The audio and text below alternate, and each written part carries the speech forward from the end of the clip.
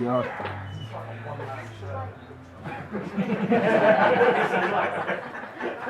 Ah, there you go. There you go, my heart. You can be in charge of holding up the map as you've got it.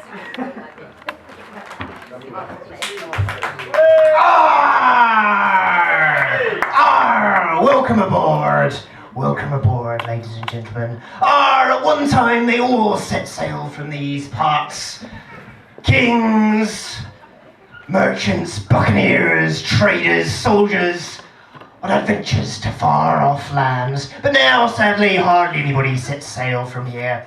No, it's only commuters headed down to their lovely homes on the coast of Kent. Set off from here down the old main road. But you see, it's a strange thing for us fishermen that people should want to retire and spend their evenings and weekends in those places for pleasure.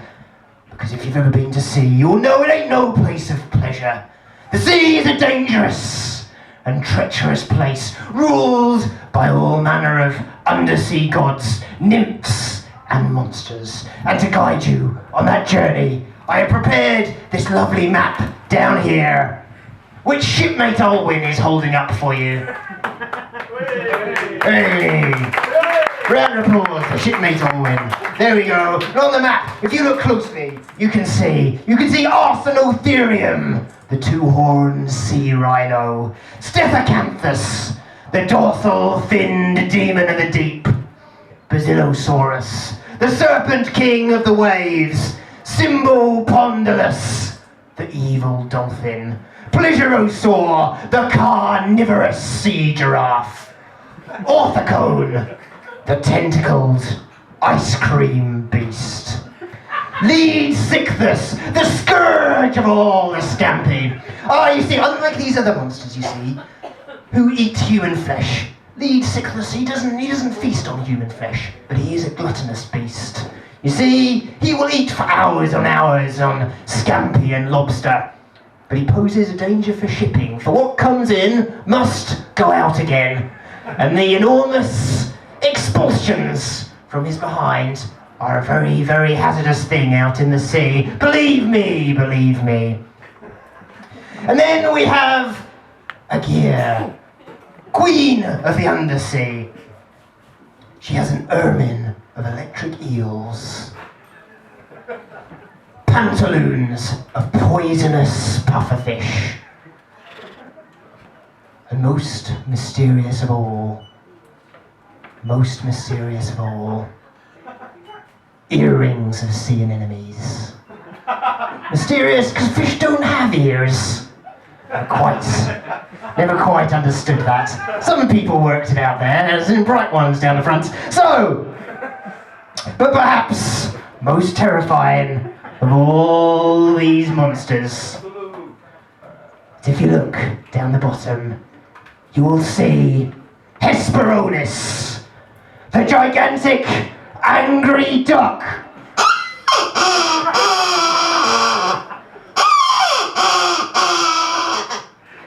Yes, sure, late at night, many would have been terrified by his hideous quacking noises. You may laugh.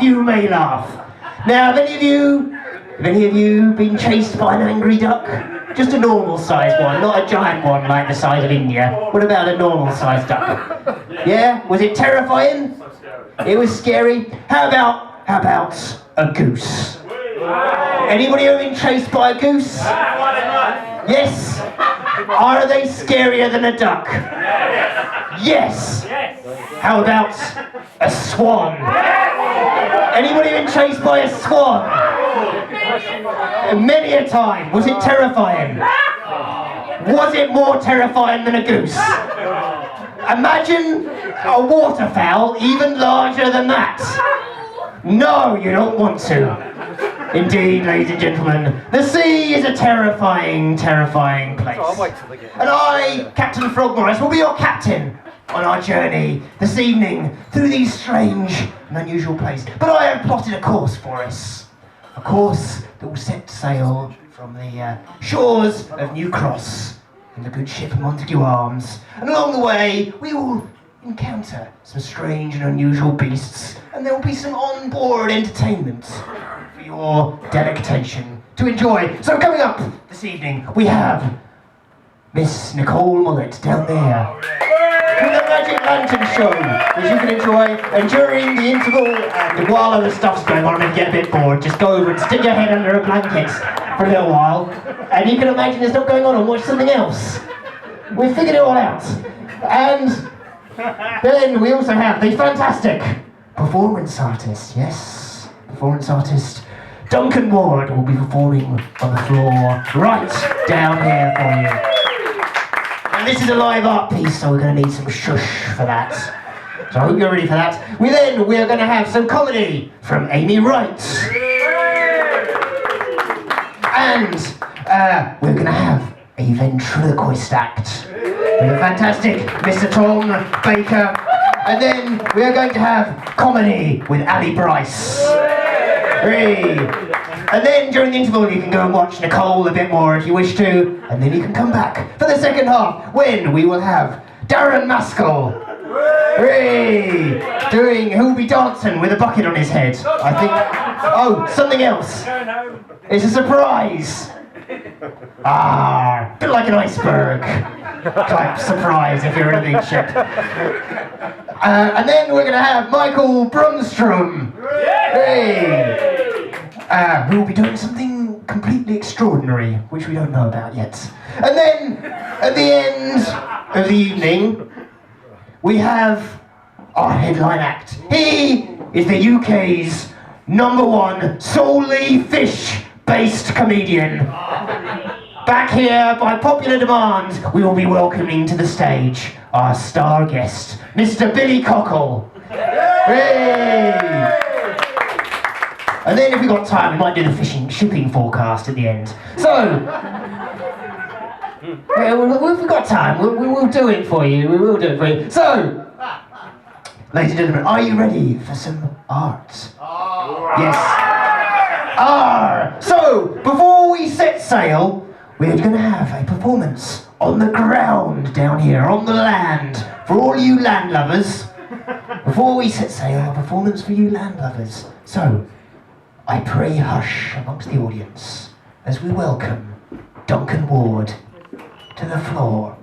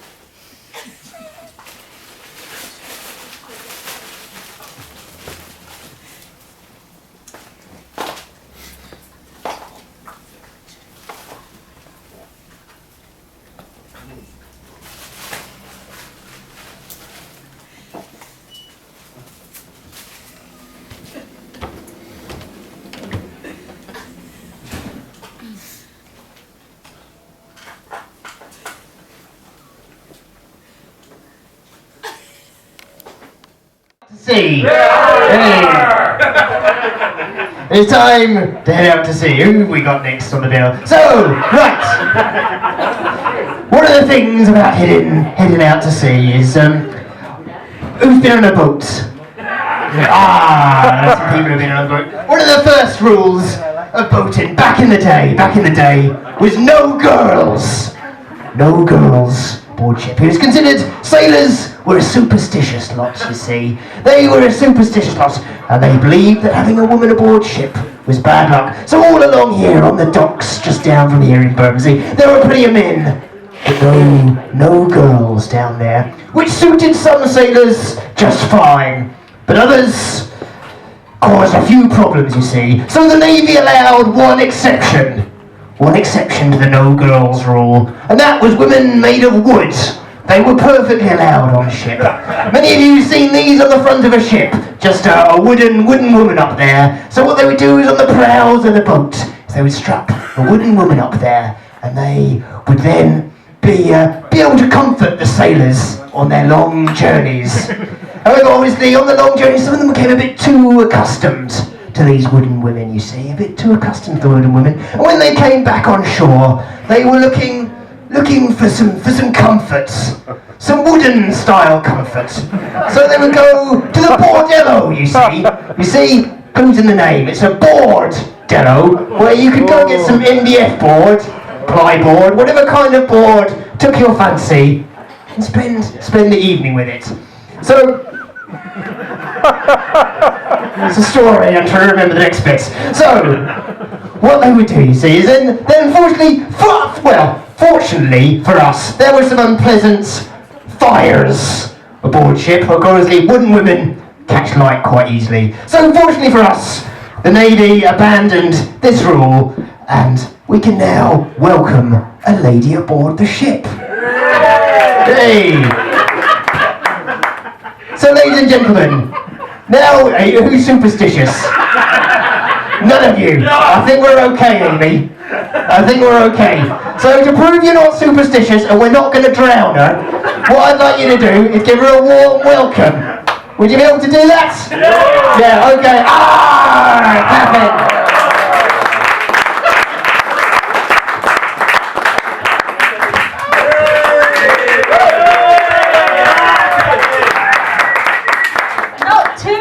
Welcome. I'll set on fire, seeing as I'm made of wood. Hello everyone, how are you all doing? My name's Amy Wright. I come from County Durham in the northeast of England. I got quite excited about that fact, possibly for the first time ever, 4 years ago, when it was the royal wedding because in the newspapers they reported that Kate Middleton distantly was related to Durham coal miners. And I thought, well, if she can get herself a prince, maybe I can get myself a boyfriend with a job.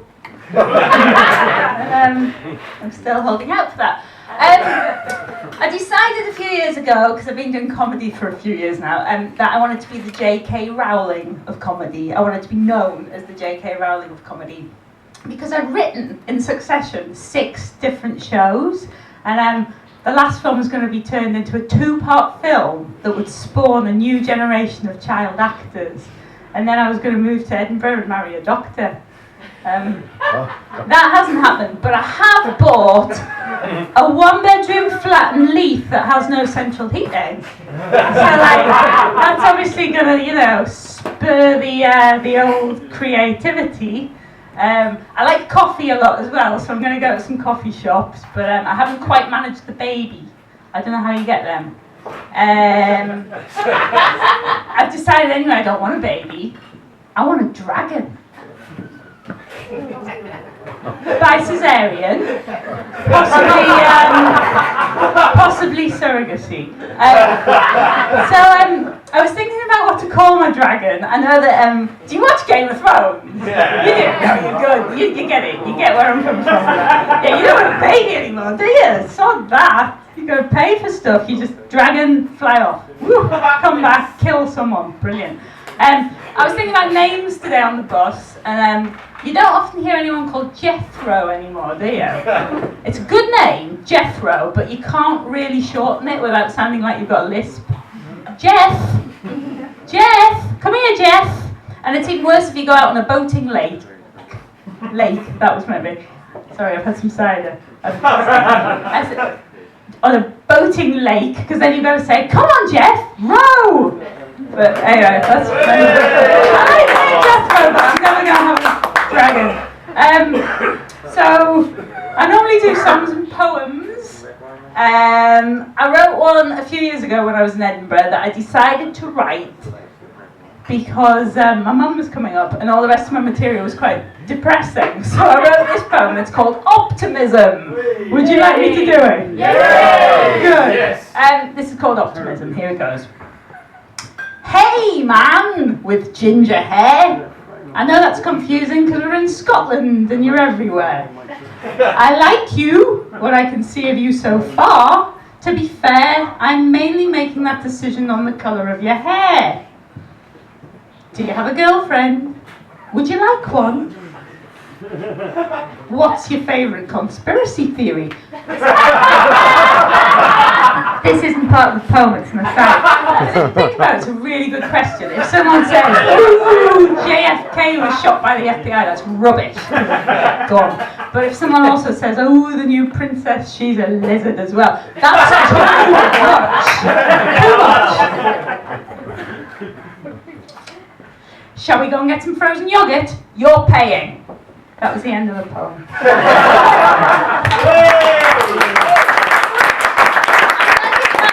I'm going to just check that I finished off the J.K. Rowling joke. I don't know if I did. Okay. I did. And my last boyfriend, very recently, I did have one. He was from India. He was in India, which I've come to realise is very similar to not having a boyfriend at all. We would write each other letters quite a lot. And now no one's ever asked me this question. I've been waiting to become famous so someone will ask me this question. It's not happening. So I'll just tell you. What would my superpower be if I was a superhero? Oh, thank you for asking. Yeah, I think if I had a superpower, it would be writing letters. I have actually been known to steal letters back at the end of a relationship. I don't want theirs, I just want mine back because it's kind of like really fucking funny. Anyway, so you wrote loads and loads of letters. And then, actually, I'm going to have to get my notes up. So, like, apparently the best comedy is like stuff that really hurt you that you've just got over. So, I'm almost there. Oh, it is sad. Yeah, so we split up. That's not the comedy bit. And that's just me ad-libbing whilst I try and remember it. So, superpower. Oh, with cider. Yes. Oh yes. And I bought him the last 2 bottles, but I can go to the office. What kind of pub is this? Don't make me anxious on stage. We've run out of cider. What's that? Anyway, so I'm now going to do the song that I wrote for him. Now, this is a true story, actually, and I can laugh about it now, but at the time it was terrible, and yes, that is a Smith's quote. No, I swear, right, I actually said, I wrote this song last year, ha ha ha, you want to hear it? And he went, yes, okay, and I wrote it to him, and he went, but Amy, and this is a callback to the chorus, which you'll hear in a minute, he went, but Amy, we are 4,000 miles away from each other. And I went, well, we're not now. And he went, but, and it was almost like this light bulb had gone off in his head, and he was like, oh my God, we live a long way away from each other. I'm like, yeah. Anyway, so this is the song that broke us up. Don't cry, it's all right. So you know that thing where you see a magpie and you're like, shit, there's only one? Oh my God, everything's doomed. But then another one comes along, you're like, brilliant, it's like joy. And then if like 3 or 4 come, that's fine, because that's children. Or dragons of a certain gender. All that sort of stuff. But anyway, my sister sings this song to her children. She goes, hello, Mr. Magpie, how's your wife and kids? Which means, come on, more magpies. Anyway, just that's the explanation for the beginning of the song. Anyway, this one's called... It was called Hello, Mr. It's called Hello, Mr. Magpie. Here it goes. Hello, Mr. Magpie. How's your wife and kids? I am very well, thank you, Amy. How is your boyfriend? Well, Mr. Magpie, I didn't expect you to ask me that. God, I didn't even know you could talk. I think he's all right, but he's in India. It's very far away. He's in India, 4,000 miles away. He hasn't rang me since April 23. He might be dead, statistically. He might be dead. No, actually. Because if he's dead, I'd never know. Because if he's dead, he's not going to pick up the phone and say, I'm dead, is he? That's the end. Can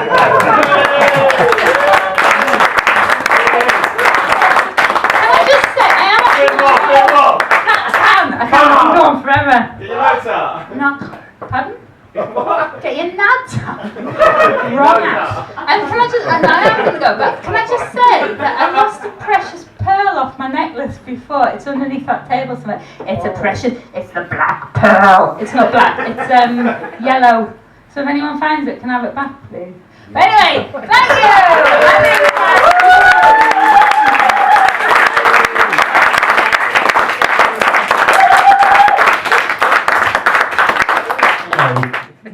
Some of you may not believe in the theory of evolution, but it is a true story. It is a true story, the theory of evolution. For it happened right here in England, believe it or not. Who believes that? I have proof. Would you like to see proof, ladies and gentlemen? I brought a fossil with me. A fossil of one of the very first Englishmen to have crawled out of the sea. It's very heavy, very heavy. Here we go. Who'd like to have a look? Me, please. I'm scared. Oh, it's my uncle.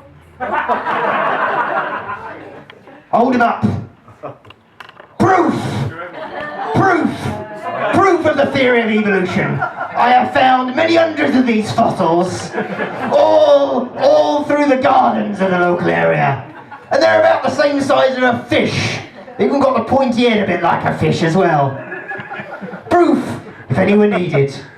We were indeed once evolved from fish, exactly the same size as a fish. And now, ladies and gentlemen, we have another guest, who is almost the same size as a fish. Please welcome to the stage, Tom Baker, ventriloquist.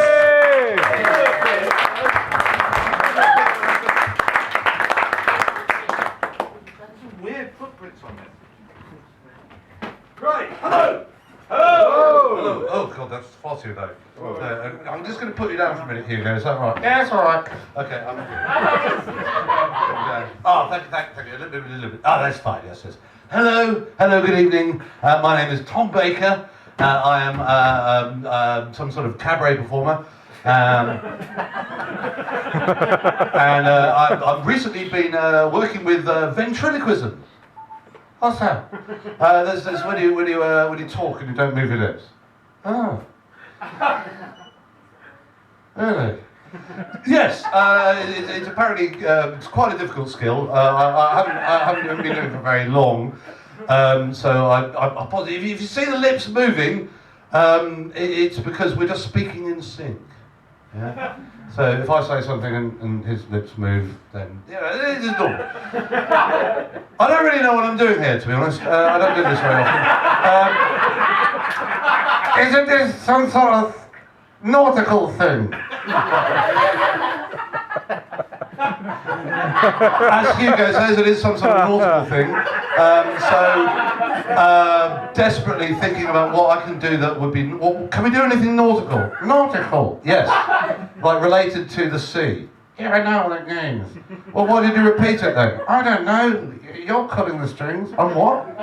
I'm pulling the strings. That's what I said. He may have a slight speech impediment as well. I apologise for that in advance. Oh, I know what we can do. Hugo. Yes?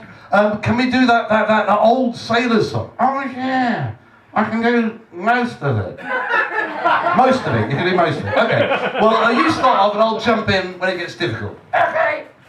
So this is an old song that the sailors of the British Empire used to sing.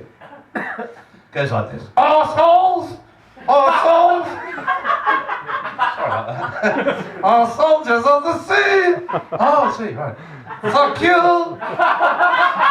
What? Fuck you!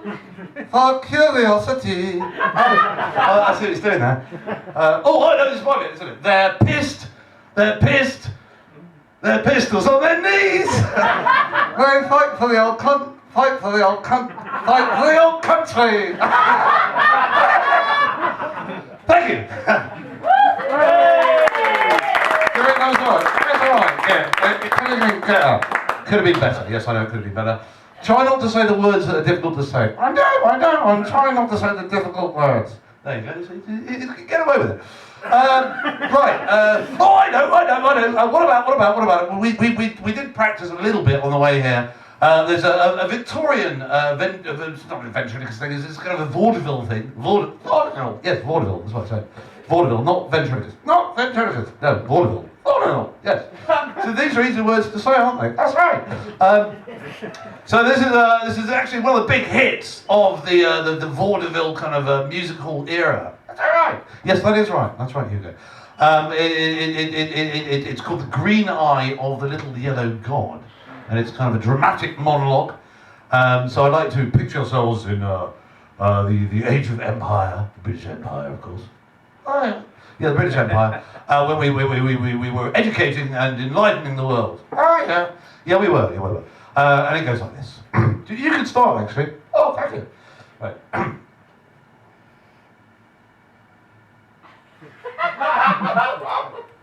You don't remember the first line, do you? I think I've forgotten it. Okay. There's a one yellow idol to the north of Kathmandu. There's a little marble cross below the town, and a broken-hearted woman tends the grave of Mad Karoo. Oh, the yellow god, forever gazes down. He was known as Mad Karoo by the subs in Kathmandu. He was hotter than they felt inclined to tell, but for all his foolish pranks, he was worshipped in the ranks. And the colonel's daughter smiled on him as well. Yes, he loved her all along with the passion of the strong, and that she returned his love was clear to all. She was almost 21, and arrangements were begun to celebrate her birthday with a ball. He had to ask what gift that she would like from Mad Carew. They met next day as he dismissed the squad, and jestingly she made pretense that nothing else would do but the green eye of the little yellow god. Yes, I know, it's quite serious, isn't it? On the night before the dance, poor Carew seemed in a trance, and they chased him as they sucked on their cigars. But for once he did not smile, but he sat alone a while, and then he went into the night under the stars. He returned before the dawn with his shirt and tunic torn, and a gash upon his temple dripping red. He was fixed up right away, and he slept all through the day, while the colonel's daughter sat beside his bed. Sorry, sat beside his what? Beside his bed. Beside his bed. That's what it said. It's very cool, isn't it? Now he's supposed to right away, and he slept all through the one day while the colonel's daughter sat beside his bed. Can you carry on now? Yeah, all right. He woke and asked if she would send his tunic through. He fetched it, and she thanked him with a nod. And then he asked her to search the pockets. Pockets? That's what I said! Pockets. Saying, "That's from Mad Carew!" And she found, what'd she find? The little green eye of the god. Ah, right. Well, she upbraided poor Carew in the way that women do, although her eyes were strangely hot and wet. But she would not take the stone, and Carew was left alone with the jewel that he chanced his life to get. Ah. When the ball was at its height on that still and tropic night, she thought of him and hastened to his room. As she crossed the Barrack Square, fuck's sake, Jesus. Never mind. No, I don't mind. No. Just carry on, right? As she crossed the square, she could hear the dreamy air of a waltz tune softly stealing through the gloom. His door was opened wide, with silver moonlight streaming through. The place was wet and sticky where she trod. An ugly knife lay buried in the heart of Mad Carew. "'Twas the vengeance of the little yellow god! Like a one-eyed yellow idols of all the do. There's a little marble cross below the town, and a broken-hearted woman tends the grave of Mad Carew. Oh, the yellow god, forever kisses down." Thank you. I think that quite well, you know. I think we should have divided up the words a little bit differently, though. You're doing the easy ones. I should do the easy ones, no? Well, maybe next time. Right. I don't know what I'm doing now. What about that song? Oh no, I hate this song. No, we can do the song. No, it's a really good song. I don't understand what it's about. It's a classic. I was born in 1884. I have no idea about these songs. Okay, well, it's a relatively modern song, but I did an arrangement for Hugo to sing that is a little bit old-styley, kind of got accordions and stuff on it. So, is that okay? Oh, God, all right then. Okay, so, Frog, can we have the sound, please?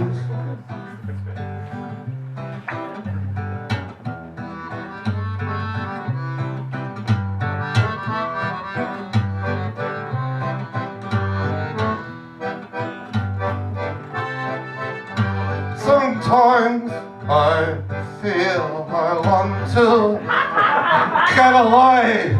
I want to run away from this hurt you drive into the heart of me.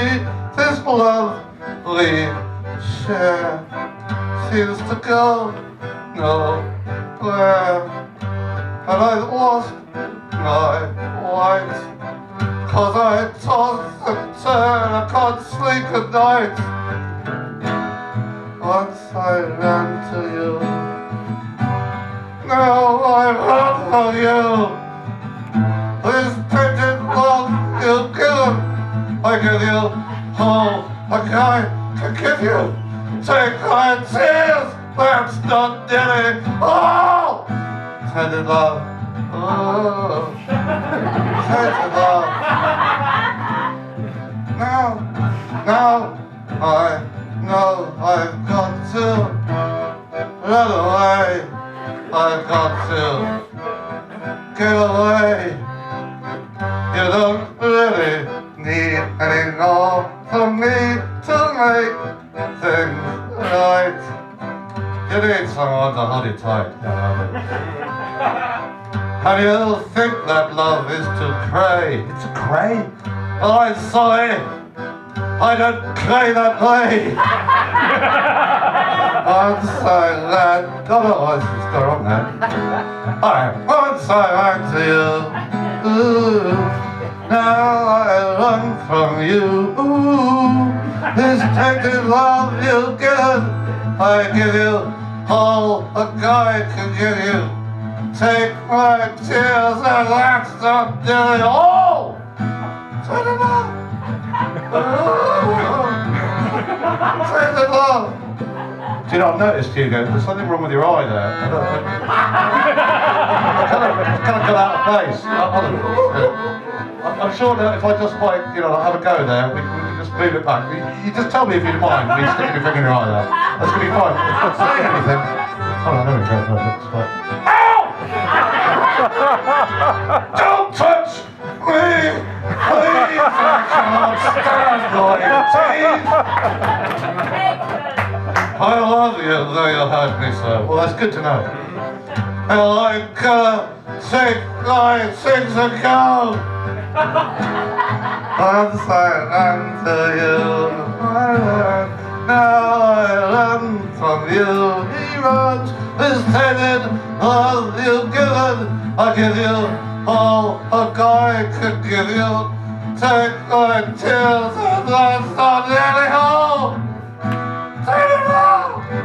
Ah! Tainted love! Touch me, baby, take it off. Oh, God, can I go now? Yeah, it's nearly finished. I got ready to go. Okay, I think Hugo's had enough. Thank you very much. I'm Tom Baker, this is Hugo.